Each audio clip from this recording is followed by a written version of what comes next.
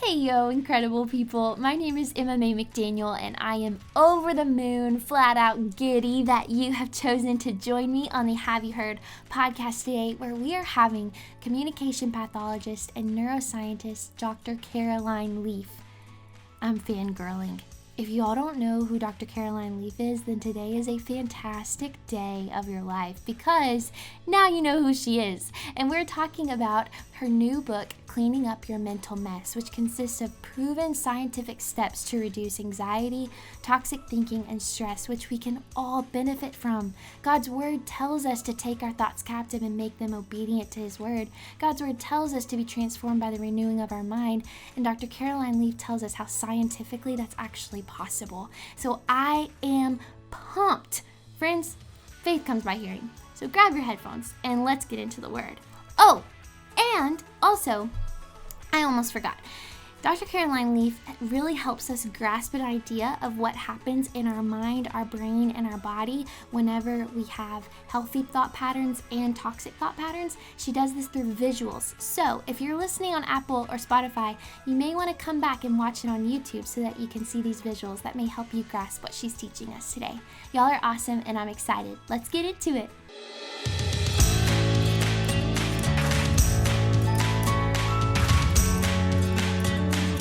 Dr. Caroline Leaf, I'm so grateful that you're on the podcast with me today. Welcome. Well, thank you so much. It's lovely to be with you. Thank you. Yes, I feel like I could listen to you talk all day. I bet you get that a lot. The hearing you talk is so soothing. Oh, well, thank you. That's very kind. Yeah, people do seem to like me talking, so that's very good because I'm good at talking. Yeah, that is amazing. Oh, okay. For those of you who are watching, you can see this book. You'll need to get it. Cleaning Up Your Mental Mess. I want to know just why it is that you wrote this book. What led to you writing this book? What was the journey in saying this needs to be put on a page? Well, I've been writing about this topic for nearly 38 years. And I've been in the field for nearly 38 years, and I've written, I think this is book number 19. And every book is a one progress on one lot of knowledge on another. And this book was for me a really timely book because it was being written before COVID, and they literally finished during the period of when we first had lockdown. But when I was planning the book and everything, it was basically an accumulation of all my years of research, and I do clinical trials, and so I'm always trying to improve what I have learned in my research and to make it as simple and as accessible as I can for people to help them with their mental health. So it was very interesting that I actually finished it off during that first part of lockdown, and it was released during, it's just a few months into into the pandemic. So that's very significant. Mental health and mind management is something that we all need. We all have a mind. Our mind works 24/7, and our mind controls our brain and our body. And to understand the relationship between the mind, brain, and body is to really understand what it means to be alive, because it's our aliveness that enables us to be able to experience life. And so that's what I study. What does it mean to be alive and to experience life? And so that's all mind. And how does mind change brain, and how does mind change body? So this book is really trying to help make that very accessible for people. There is science in it, as you have seen, and there's practical stuff from my clinical application. But the science is important because science is knowledge, it's facts, it gives us the understanding of what we're doing. So that's I think that it was very driven just to help put mind management into tools into people's hands, make it very accessible, and help people feel that they can have the hope to manage their mental health. I love that. Well, I want to encourage you that you have personally impacted me in my journey just of living, and you have equipped me in practical ways and just in my walk with the Lord as to how I can take thoughts captive and make them obedient and walk in freedom to toxic thought patterns that have held me captive for so long. Like the Lord has used you in my life to help me discover that. And I just think something that I love about your book is the first half is, like you were saying, it's the scientific aspect of how our mind is not our brain is not our mind, but they work together. And you talk about the body and how it's directly impacted by the mind. And I love too how you say that we can go X amount of time without eating, X amount of time without drinking water, but we like literally can't go 3 seconds without thinking. And something I was so encouraged that you said was that if we're going to be thinking for the rest of our lives, we might as well invest the energy into learning how to do it well. But all that to say, if you can't tell, I really love your book. But That's so lovely. I love how you've explained these things. I'm listening to you and thinking, oh, wow, you've really got this. This is fantastic. it's like one of my favorite reads. So Oh, wow. Thank you. You're so welcome. I want to hear a little bit about the scientific aspect that you go into in your book, because for me personally, that helped me so much. Because I know in our generation, we love instant gratification.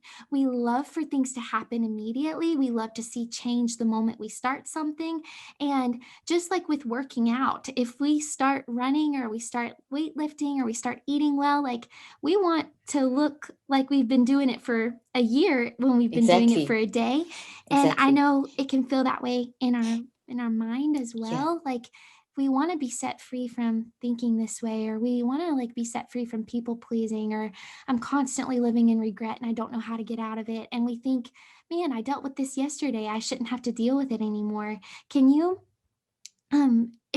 what encouragement do you have to the person listening who maybe like being frustrated because they are continuing to implement the tools and put in the practice of taking thoughts captive, but they're not seeing an instant change? And tell them a little bit about the science behind what's happening in their non-conscious, their subconscious, and their conscious mind that they may not be physically seeing yet, but it actually is working as they stick out with the process. What's up, y'all? I love the holidays, as I'm sure that y'all do too. And one of my favorite things about the holidays is, yes, you get to receive a lot of fun things, but I love even more so the beauty of giving. And I have an incredible opportunity for y'all to give that I believe will be world-changing. I've gotten to partner with Compassion International, which is a nonprofit organization that has partnered with local churches for the purpose of relieving kids all over the world out of poverty.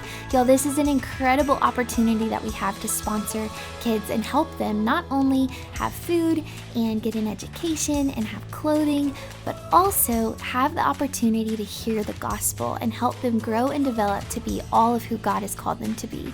If you go to the link below, which is compassion.com/Emma, you can see pictures of tons of different kids that out of these groups of kids that desperately need our help, you can choose a child. Therefore, you know what they look like. And not only are you helping them by all of those means across the world, but you're also able to personally invest into their lives and stay in touch to them via letters, where you can encourage them and build them up and know that there's somebody across the world who's thinking of them, praying for them, and they care about them. This is an incredible opportunity that, like I said, I believe will be world changing. So guys, the link is below, compassion.com/Emma, and you can donate today, just $38 a month. That's all. I love you. Absolutely. I feel like that was a long question, so if I need to clarify it's that. Fine. No, that was really good. So you've given a good little sort of intro summary there, which is fantastic. So basically, the mind and the brain are not the same thing. So I've got some models here, and here's, for those of you that are listening, I'm holding up a brain and a skull. It's not real. It's obviously a model. And when we talk about mind in the current narrative, people always think it's the brain. And that's been the languaging of the last 40 to 50 years, where before that, we spoke about mind and brain as being separate. But for the last 40 years, there's been the blending of the two, so that when people talk about mind, they're thinking of brain. Meanwhile, they're two different things. And when you think of brain, we think the brain's running everything, but the brain runs a lot, but the body has also got intelligence. So we actually are structured to store our every experience that we have inside the brain and the body and the mind. And the mind is how you actually build the experience. So the science is that we have a mind, a brain, and a body, three separate things, and they work together, but they're totally separate. So your mind, I use collectively for the words spirit and soul. And if you go back into the ancient texts, scientifically, philosophically, and spiritually, you'll see that mind and brain, mind and body, the mind and the physical were always separate, and that the mind is this spirit-soul combination. So it's very accurate scientifically and on a spiritual and philosophical level to talk about mind. So mind is the driving force. A dead person hasn't got any action happening in the brain and the body, because the mind is now not in the brain and the body anymore. So the brain and the body shows up the mind, shows up in the brain and the body. So the mind literally is embodied inside the brain and the body. And I know that's hard to understand, but think of it like this. Think of if I had a dead person sitting next to me, they wouldn't be doing anything. They would just be a body disintegrating. But we are here in this conversation. And right now, if I had to put on all the different technology that I use for my research, like QEEGs and so on, we would see a lot of activity happening in your brain, but there would be nothing happening in the dead person's brain. What is the difference? That activity that you're seeing is mind. Mind is a driving force. It's an energetic force. It's a gravitational field, the electromagnetic light forces. It's energy that is giving life to the actual physical brain and the body. So the mind is on a psychological level. This force is our ability to think and to feel and to choose. And it's a creative force, because as we think and feel and choose in response to the experiences of life, we basically take the experiences of life, we think, feel, and choose, and push that into the brain. And I've got a brain and a body here. We push that into the brain. Brain and a body here. The model of the brain and the body. So it gets pushed into the brain and the body by the mind. So the mind is doing the work. It's grabbing the experience, which at the moment is our discussion. So our experience that we're having now is this discussion. Your mind is grabbing this. And when I say grabbing it, I'm speaking, sending out sound waves, and the visuals are sending out electromagnetic light waves. There's electromagnetic forces, there's gravitational fields. All of that is this experience. Your mind takes that in, and then psychologically we're thinking, feeling, and choosing. So while we're thinking, feeling, and choosing, there's all this gravitational fields and electromagnetic fields being pushed into the brain. So can you imagine that there's this experience, and the mind takes it in as this energy force into the brain and the body. And then this whole relationship exists. As soon as this mind energy hits the brain and the body, then there's this relationship, and the brain and body respond on an electromagnetic and a neurochemical and a biological level. Wow. And everything that we are hearing now is being built into the brain and the body, into the brain as trees. So I've got these little trees over here. It looks like little thought trees made of proteins, into every cell of the rest of the brain and the body as changes inside what we call the cytoskeleton of the cell, and in the DNA, which you've all heard of. And then also all around us, you're building like little patterns of this information in your gravitational fields that are moving through the brain and the body. So that's 3 places. And I know this sounds complicated, but it makes sense if you think of, let's say you had a trauma and you get triggered. So let's say that you were abused as a child, and then you haven't dealt with this situation, and you go into adulthood and you're in a relationship, and the relationship that you're beginning triggers this physical contact in the relationship, triggers the physical memory that was toxic that you experienced as a child. You feel that not just it's not just facts, but you feel that in your entire body and brain and mind. So it's a holistic experience. Your whole body responds. You go into a panic attack, your body freezes up, your mind freezes up, your hands get sweaty. There's a complete and utter there's detail, there's emotions, there's physical responses. And that's because that experience from childhood, instead of being a healthy thought, it's a toxic thought. So now I'm holding up a wiry looking tree. So that thought, that experience is a toxic experience. It looks like the tree in the brain. In every cell of the body, it's also stored. Doesn't look like a tree, but it looks like a change. It's vibrations inside the cell and changes in the gene code. And then it's a vibration in the gravitational field. But this is toxic. So therefore, the entire body has experienced it. So when we recall that, when we triggered, we recall the whole thing through our mind, brain, and body. And that's the basic that's one of the first basic principles to understand. And and until we deal with this is there. It's physically in the experience. It's physically in the brain, mind, and body. And until we deal with that issue, it doesn't go away. But these are volcanic in nature. They're not meant to. These damage the brain and the body if they're there beyond what they should be there for. So we can accommodate for them being there for a little while, but we have to deal with that messiness. And if we don't deal with that messiness, it has a negative effect on the brain, mind, and body, and the brain, mind, and body will get damaged. And then that affects your health, and it affects your mental health, which then plays out in relationships, etc., etc. So when we talk about the concept of bringing all thoughts into captivity, we are bringing these things that are in the brain, these trees in the brain, these reactions in the changes in the cell and the changes in the mind. We're bringing all that mind, brain, body stuff into captivity, and then we have to deconstruct that and reconstruct it. You can't change what's happened to you. You can't change the abuse, the trauma, whatever the trauma was, but you can change how it plays out inside of you. Because if this stays, then not only is the brain and body becoming more vulnerable to disease and weaker, and not only are we being more mentally challenged and increasing levels of signals like depression and so on, which aren't illnesses, they're just warning signals, but they affect your life. They can overtake your life if you don't manage them. And not only are we feeling all these emotions and battling with life and our body's getting sick, but we are actually we're putting ourselves at risk to get more diseases in our body and to even get worse. So we have to change them. And so these need to be changed into the healthy version. So capturing a thought doesn't mean just capturing it. It means capturing it and then reconceptualizing it, because it's happened. It's not going to change, but you need to take this version out and build it into something that, okay, that happened to me. It was terrible, but this is how I want my life to play out in the future. What happened was wrong. It's not the truth. This is the truth. So it's a conversion process that happens.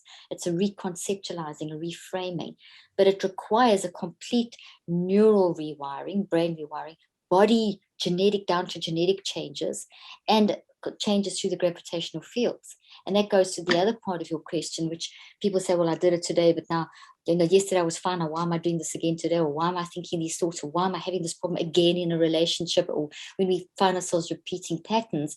Well, if we haven't taken the time to capture this and reconceptualize it into this, which takes time, and we can talk about that time, then this is what's still dominating.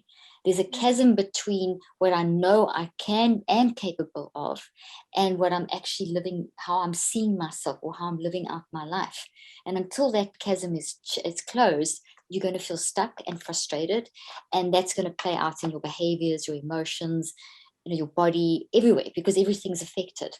So that's kind of the basic sort of principle. And I don't know if you'd like to dive in and unpack any of that, or we can go into so much science. I don't know what if you'd like to, I can take it deeper into a little bit more science and a little bit more detail.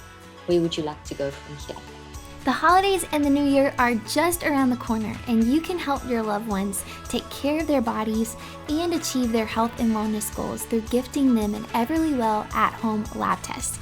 Everlywell offers affordable at-home lab tests including food sensitivity, metabolism, thyroid, sleep and stress, and more, and gives you trusted physician-reviewed results that you can get back easily in just a matter of days. So this holiday, let's give more of what matters with an Everlywell at-home lab test. And for our listeners at Have You Heard, Everlywell is offering a special 20% off of an at-home lab test if you go to everlywell.com/Emma. That's everlywell.com/Emma for 20% off of your at-home lab test. That's everlywell.com/Emma. Oh, I love you.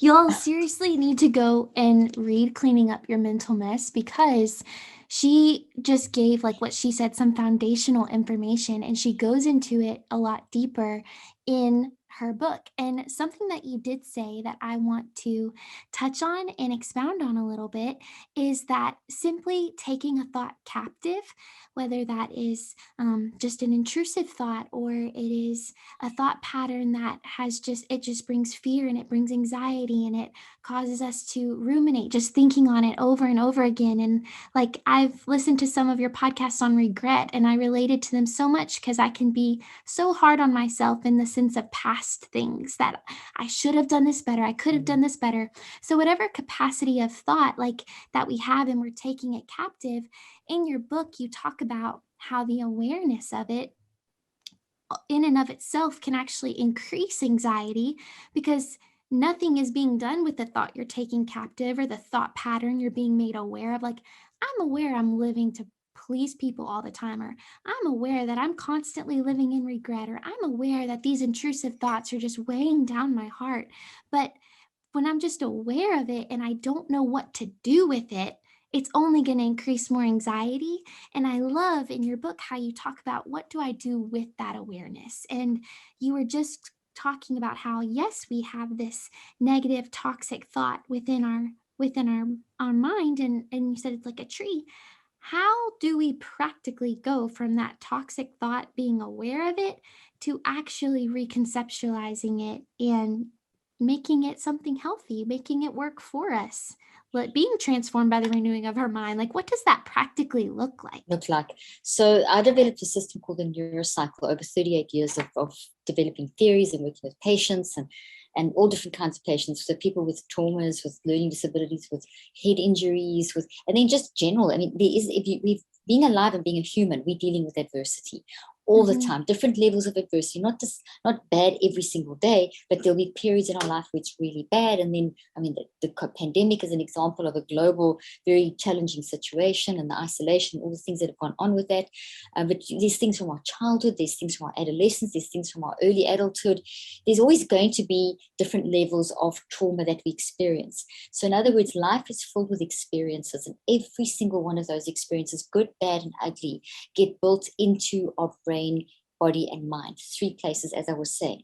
So in order to understand how to reconceptualize, we need to realize that means that we need to understand what mind is, and we need to understand what a thought is. So if I can just sort of go back to the science a little bit, to understand that, because that'll make more sense. So this experience now that we just discussed is becoming a thought. So what's actually happening is a thought looks like it's a physical thing inside your brain, mind, and body. Okay, so the mind is this force. The brain, we know what the brain looks like, and we know what the body looks like. So in the brain, we are building a thought of this information. So as I'm speaking, my words are coming at you, and you are taking those words into your gravitational fields, and your thinking, feeling, choosing part of your mind is making sense of them and putting them in your brain. Your brain is then responding electromagnetically, chemically, genetically, and making little proteins. And those proteins are grouping together and building basically roots. So if you look at this tree, and I've got a tree in a pot for those that are listening. When you plant a tree, you first put the seed in the ground, then the roots grow, then you get a little sprout above the ground, and then all the branches grow. That's exactly what's happening now, but it happens really fast. So as you introduced the podcast, that was the seed. As we started conversing, everything that I'm saying in your questions are going in the root section. So this is the source of this conversation are my words and your questions to me. So that's the root system. The source, let's say, of this toxic tree over here, let's say this was a sexual abuse, the source is the root system, the origin story, the cause. Let's say that you are bullied at school, that would be the source. Let's say that you bullied in a marriage, that's the source. Let's say that you've had a terrible time at work, that's the source. Let's say that you've had loss of loved ones, that's the source. So every adverse circumstance has a source. That source gets built into the root system of this thought tree in the brain. And the details in the root system are the memories. So a thought tree, it's a tree, is made of lots of memories. Root memories, which are the source, and then the branches, which are above the ground, are how you interpret that. So everyone's hearing the same stuff. So their roots pretty much look the same, but everyone's branches are different because each of you is thinking, feeling, and choosing about what's coming in your own unique way. So this is your unique interpretation of this information. Now, this is healthy. This is toxic. So this is a distorted abuse or trauma or war trauma or what all the different things that can happen to us, being teased, being abused, bullied by friends, or whatever. And then we then process that's up the tree trunk, but that's distorted, the origin.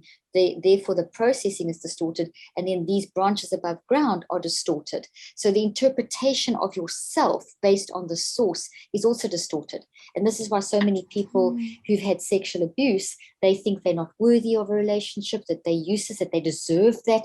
It's all distorted because the whole thing is distorted. And this is all made of proteins that are misfolded and of electromagnetic and chemical reactions that are all wrong, all imbalanced, versus this one, which is all healthy. And so this now creates a reaction inside the brain and the body in the same way that something like the COVID virus does. So COVID virus, we know is a protein, we know it's real, we know it enters into the nose and it likes sitting on the olfactory bulb behind the nose, and it likes to make us sick and all that that's real. Thoughts are as real as the COVID virus. So think of a thought tree made of memories. Thoughts and memories are not the same thing. The thought is the whole big tree, and it's made of root memories, and it's made of of interpretation memories. And these memories are all Wow. the data, what happened, all the detail of what happened, and the emotions. And then this is all the detail of how you've interpreted. And so all the thinking, feeling, and choosing, all the data, the experience, everything about that situation. This part's the interpretation, this part's the actual source. So this is in the brain. In the body, this whole information system that's in this thought tree with all of its memories, the thought with its memories are built into every single one of your cells. And we have 37 to 100 cells. That's insane. It is insane. So this is why, I mean, even the blood flowing through your body is cells, and it's carrying these memories. Even the immune system, even in your heart tissue, your gut has got the memory of everything you've ever gone through. So it's not just in your brain, it's in your entire body, which is why our body stores memories as well. So that's why when we recall something, we feel it in our body too. So we've got to address the brain and the body. And then it's in the gravitational fields of our mind. So it's all those thoughts that are coming through. So when you spoke about intrusive thoughts and the regrets and all those things, these are these things. So thoughts are these experiences. Now, overarching the detail of whatever you did. So let's say you regret whatever X, you regret saying something or doing something or whatever. That's this tree. So something happened. That's your interpretation. It's toxic, and you don't like what that is. And regret is looking at this and thinking, why did I do that? I wish I didn't do that. And then harping on the fact and tormenting yourself about, if only I did it this way, or I could have done it that way, I should have done it. So what's happened here is that our mind, our conscious mind, is looking at the thought that we built, which from the experience that we had, and the mindset. So we have another thought that is in our brain, mind, and body. That is one of if only, could have, should have, would have, regret, whatever. So there's a network. And so it's another thought that is now drag this into its net. So the inside, imagine a whole lot of these trees, and imagine a huge big net over these trees. We call that a glial net in the brain. And that is that glial net. So it's like a big spider web or a big net or something over these, is one of regret. And it's looking at these with regret. So every experience you have is going to go under some kind of net. It'll either be a people-pleasing net, or it will be a regret net, or it will be whatever. And so when you look back at this, you're stuck, tied up in this regret. You view this through the regret net, and you're looking at the details, and you're kind of stuck. Or whatever. So does that kind of make sense? Yes. Okay. So now that then becomes something that is intrusive, and if you don't pay, if it comes up and we get sucked into the regrets, we think more if onlys, could have, should have, would have, we then give it more energy, because every time we bring it into our conscious mind and we re-look at it and rehash it, we make it stronger. And so then you're giving more power, so that intrusive thought doesn't just happen now and then, it's happening a lot. And coming along with any kind of toxic pattern like this is an inner critic. So part of that regret net and the intrusive thought's the big word for the detail. And the detail, is it regret, whatever. Intrusive thoughts can be anything that's making you feel bad about yourself. But the inner critic is very linked into any kind of toxic intrusive thought. We can have good intrusive thoughts too. We can have thoughts that are positive, that are going through your mind, not necessarily always just toxic. But that inner critic comes along with this pattern, and it's why.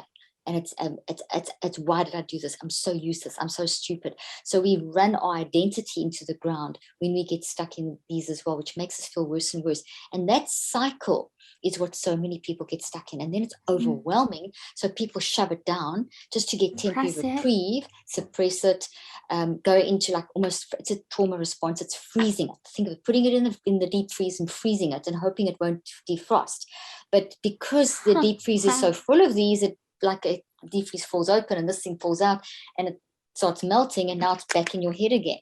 And then the pattern starts again.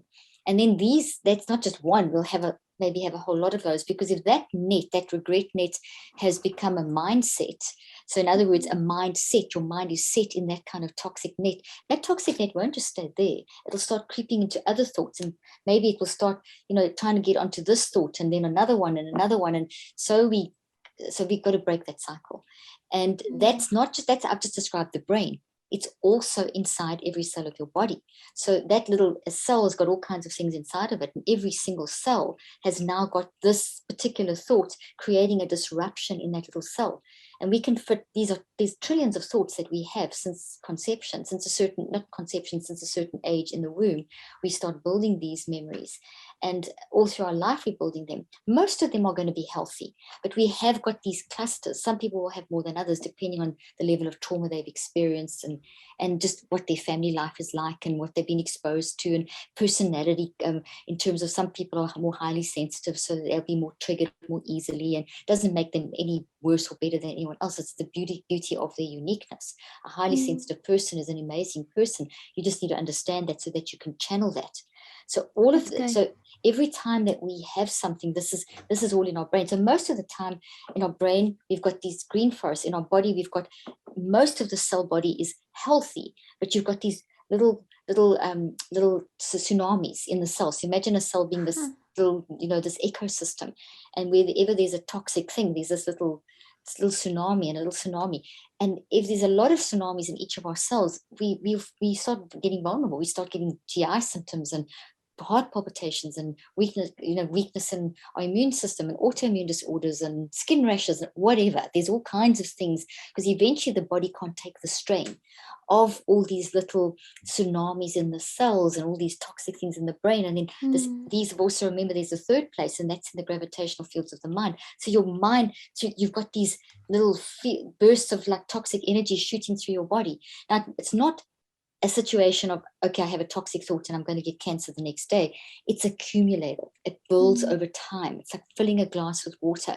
Eventually you have to stop because the glass is full, and we drink the water and then we fill it up again. But sometimes in life we don't stop to sort these things out, and then it just bubbles over and it explodes in all parts of our life, or a volcano exploding. There's lots of analogies I'm giving you.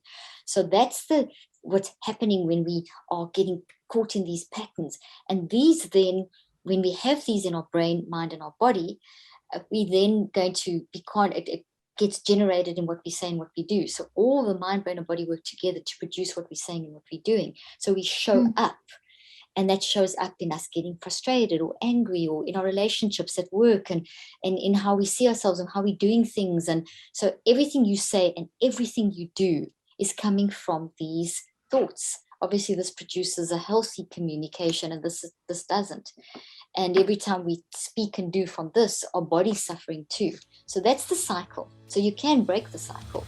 Y'all, thank you so much for tuning in. I just wanted to take this hot second and tell y'all about a paid sponsorship that I'm getting to do with Faithful Counseling, because life is hard and we weren't made to go about it alone. And Faithful Counseling is an online, worldwide available counseling service that is convenient and accessible no matter where you are globally. They allow counseling service to be available to you via video chat, instant messaging, or phone calls. And these are not just any counselors. These are licensed professional counselors with over 3,000 hours in their respective state. And so, guys, this is legit. And you can have 10% off of your first month's worth of counseling sessions by using my link, faithfulcounseling.com/MMA/. And the link is also provided below. That's faithfulcounseling.com/MMA/. I love y'all and I believe in you. Now let's get back to the show.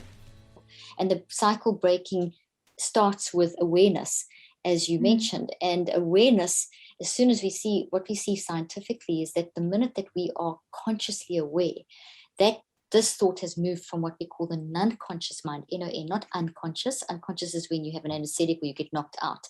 It's a brain state. But the mind has different levels, and the non-conscious, NON, is where all these thoughts are stored in these three different formats: the trees in the brain, the changes in the cell body, and then also in the gravitational field. So all of that, this non-conscious mind has got all these things, the good, the bad, and the ugly.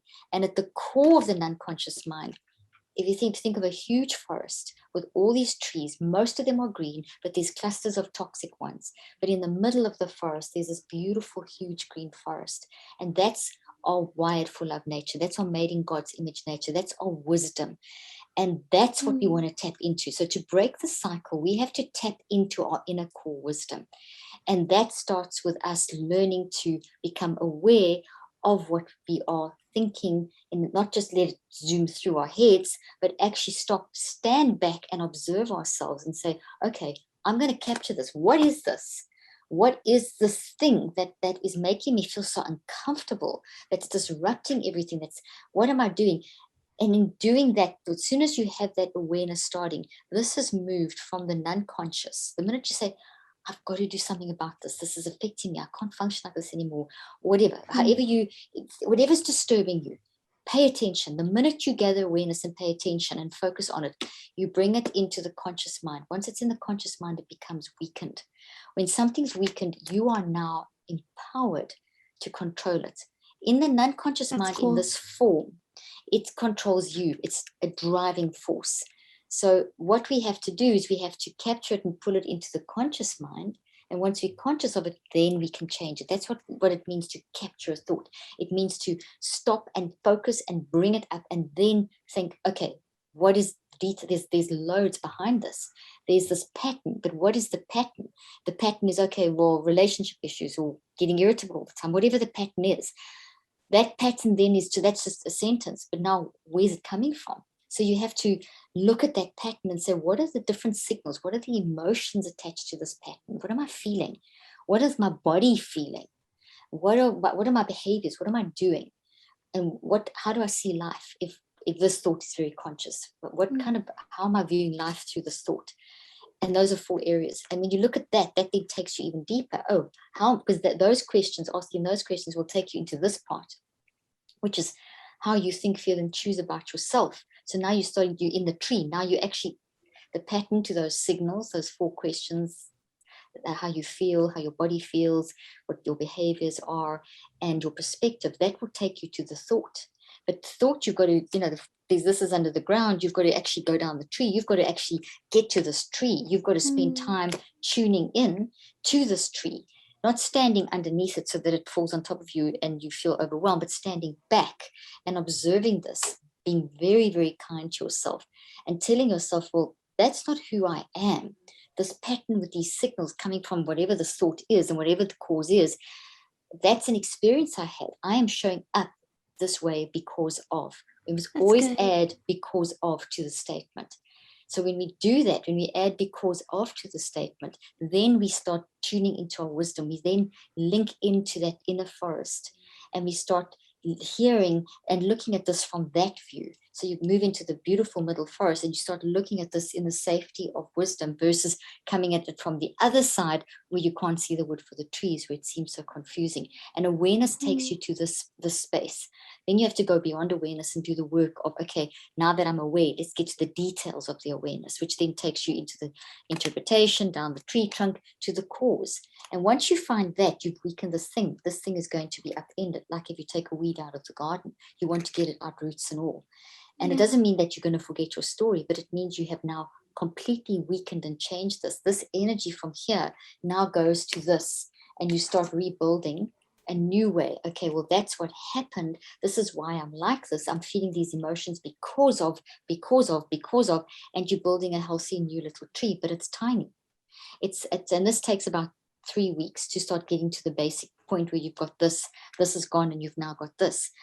But this is still not strong enough to change your behavior.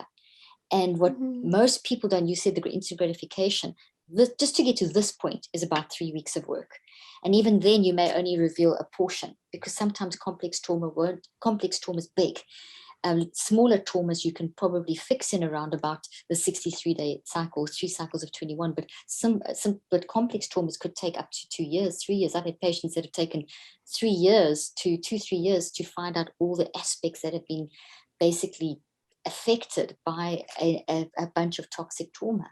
So if you get to just this point and you stop here, you'll know the reason why you have that pattern and why that's showing up.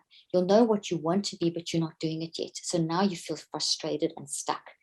And this is where a lot of people get stuck. They often don't even get to the 3-week point. So what do you have to do? You've got to make this thing stronger. This thing has to expand and grow. You need to get more insight, more perspective.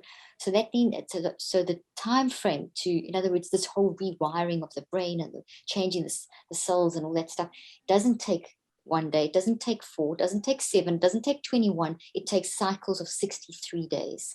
So after day 21, you need to spend another 42 at least, which takes you up to about 9 weeks. And in that 42 days, you are each day, you do the neurocycle. The first 21 days, you're also doing the neurocycle. We can come back to that in a moment. Let me give you the time frame first.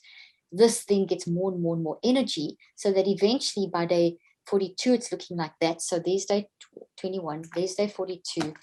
And now let's add some more. And by day 63, you're looking like that. Oh. So now I've got something that's got energy. So now I'm triggered in a situation.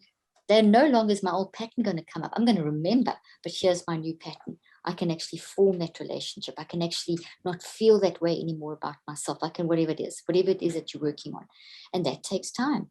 And that also tells us when we have this, okay, I need to go do more work because I can see that this is only one area, that particular, because of affected other areas. And so you go through that cycle again. What do you do every day? You do the neurocycle. The neurocycle is a system that I've developed based on all the stuff I'm telling you, how thoughts grow in your brain, how their energy and all the brain and the responses and the trees and the cells and all the processes involved, this mind, brain, body thing. I wanted to know, okay, what do I do? How does the brain build these? And once you built them, how do you deconstruct them? Can I use the same process? So the neurocycle is that. It's 38 years based on a theory, based on clinical application, based on research. And I keep doing more research so that I learn more about this. And that's what I put in my, this Clean Up Mental Base is the most updated version of my research, which is the book you held up in the beginning. So the neurocycle is this 5-step process that starts with awareness. But even before awareness, you need to do brain preparation. And we can maybe talk about that if there's time. But you're basically going to go through these 5 steps each day. And for the first 21 days, you spend about 7 to 45 minutes. The second 42-day part, which takes you up to day 63, you only spend 5 minutes a day. That investment of time will transform your life. And when that one's finished, you do another one. And that one's finished, because we're always capturing thoughts. There's multiple traumas from our past and from our present, and there will be more in the future. So it's a system for how you can constantly deal with the traumas. As I said, the little traumas you can normally get done in about 63 days, but the more complex they are, the more cycles that you need. So that's the basic principle. That was a long answer. So I don't know if you want to ask any specific questions about any of that. Wow. Y'all, I love this. This is like a bread and butter kind of conversation for me. I want to pull out a couple of things that you said that I was just so encouraged by, and I want y'all to remember.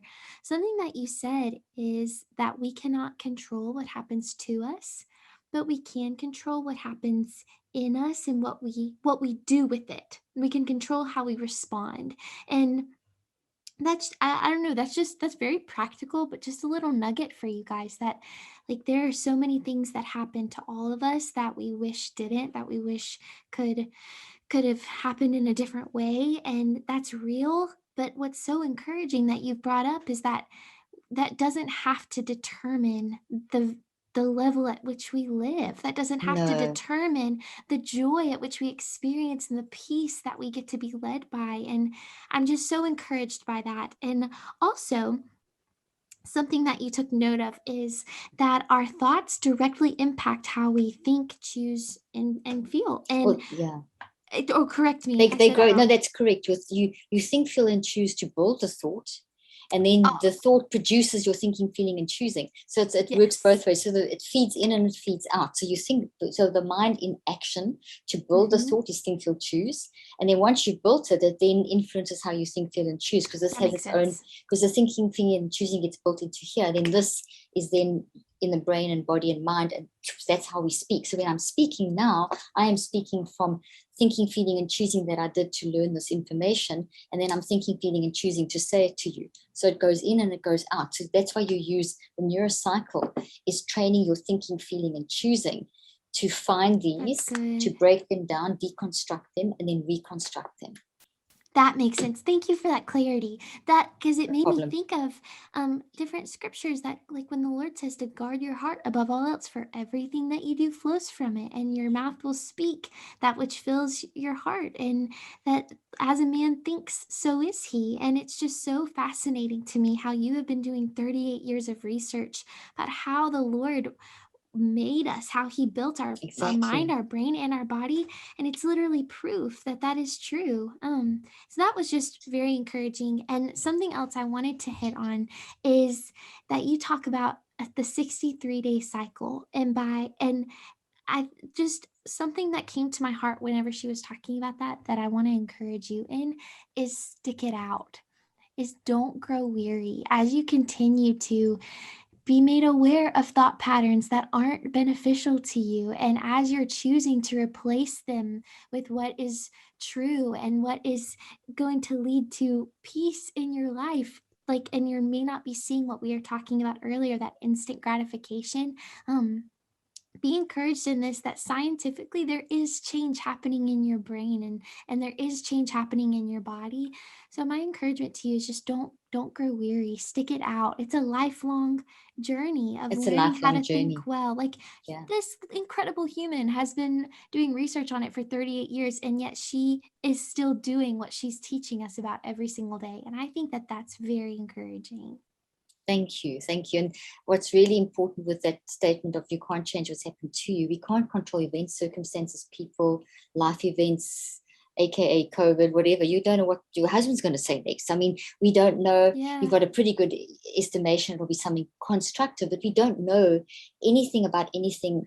So what we do, the only thing we do know is how to respond. So as the uncertainties of life hit us, we can actually train ourselves to change how we respond. So the neurocycle works in the moment as things are happening. You can also train your mind to go through those stages as things hit you, so that you don't build this toxic stuff into your brain. So once you understand the neurocycle, you can then become very proactive in how you respond to life. And then at the same time, you can go and work on the patterns, because a pattern in your life means that there is an established root. There's an established thought. There's an established trauma with a root. And then you can go through that process. And you're quite right how you said you can't change it. Your story is sacred. What you went through is sacred. And we need to honor that, but you don't want to live in that. You want to change what that looks. You don't want these in your brain. So you want to use that and learn from that and transform and grow. So taking, that's not your destiny. The transformation is your destiny. And that's but that's going to take cycles of 63 days. So God would never give us instructions like bring all thoughts into captivity, because Godness, I rather talk about Godness, because then we don't try and put God in a box. Godness is all powerful and love. It would never give us a philosophy of life that is impossible to carry through. But you've got to, in other words, science is then a how-to of all these philosophies of life that God provides. So we need to draw on science. So if you want to know how to capture thought and how to renew your mind, it's cycles of 63 days. There's an actual science. That's what's in the book. It's how to capture thought and how to renew the mind.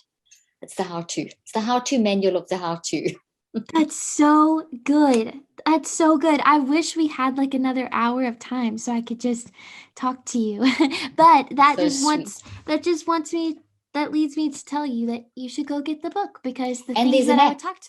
And there's an app. Yep, there's an app on iTunes and Google Play that basically I give you therapy. I literally walk you through the 63 days. So it's so good. And throughout the book, there's testimonies of people who have used the app and people who have walked through the 63-day cycle, and they are seeing life transformation. And this just goes to show that, like, it takes day in, day out work, but it's worth it. Like, your health is so worth it. I think that this is just so encouraging. So, I would love for us to finish off by you telling people where they can go buy your book, how they can stay in touch with you. They need to listen to your podcast because you have one of those too.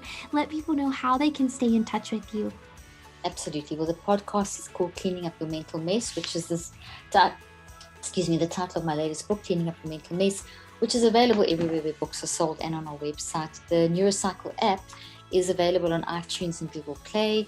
My Instagram or social media handles are Dr. Caroline Leaf, and I put up posts every day. All these things I teach in little bite-sized chunks, so they can find out. And we have a conference running from the 2nd to the 4th of December. I run it every year, and that's accessible for everyone as well to come and learn firsthand about these things. That's amazing. And seriously, y'all totally want to go check it out, because we didn't get into the detail of what those 5 steps of the Neurocycle are, but she goes in depth on what those are in her book and on the app. So totally go get those for just the practical application of what this 63-day cycle looks like. And just be encouraged as you leave the podcast today, knowing that it's possible. Like, just to reframe your thought life and to walk in freedom and not being, like you said in your book, not being held captive by thoughts, but taking those thoughts captive and making them obedient to the word is actually possible. It's not just an encouragement to make you feel good. So take it to heart. And y'all, if you are watching on YouTube, be sure and give a thumbs up, subscribe, comment down below what you learned if you have read the book and what you've gleaned from it, and also what you'd like to see moving forward. We read your comments and we're thankful for them.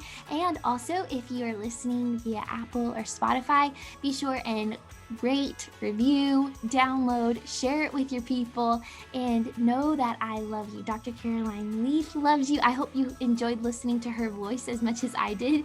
And also, you can follow me on Instagram at 1 Corinthians 13_love, as well as our podcast, the Have You Heard _podcast page on Instagram, where you can find quotes and reels and updates on today's episodes, as well as all of the others that come out every single Wednesday. Y'all are incredible, and I love you, and I cannot wait to talk to y'all next week. Bye, guys.